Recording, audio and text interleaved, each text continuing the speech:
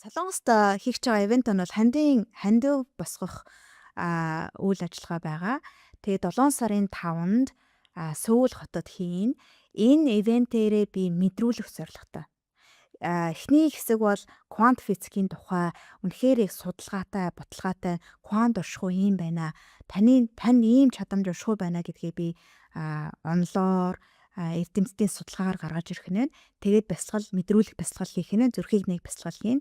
Тэгээ хоёр дахь хэсэг нь бол мэдрэлийн тогтолцоо буюу мэдрэлийн тогтолцоогоо амь хамгаалах зөнгөөс суллаад дээд мэдээллийг хүлээж авах антин болгож бэлтгэх.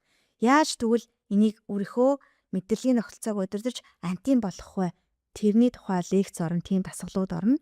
Тэгээд 3 дахь хэсэг нь болохоор дахиад бясалгал явагдахаас гадна 3 дахь хэсэг нь болохоор тэгвэл одоо энэ дээд оршихуй, гэгээн оршихуйдаа холбогдлоо би тэгвэл яаж амьдралаа сайжруулах юм бэ? Хэрхэн манифест хийх юм бэ гэдгийг илүү их гаргаж ирээж тайлбарлаж манифестингийн аргыг нь онлоор тайлбарж өгөхөөсөө гадна бясалгал хийх нь.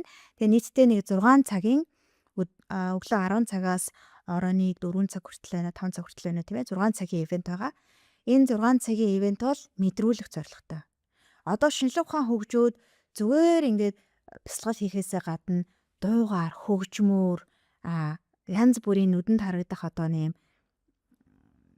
имижүүдээр хүртэл тэр оршихуйтай холбож өгдөг болсон. Тэр судалгаа нь 40 жилийн судалгаатай, баримт нотлохойтой ийм хөгжмийн арга зүй хүртэл байх хэмжээний тий. Тэгэхээр энэ бүдээгээ би Солонгост авч очино.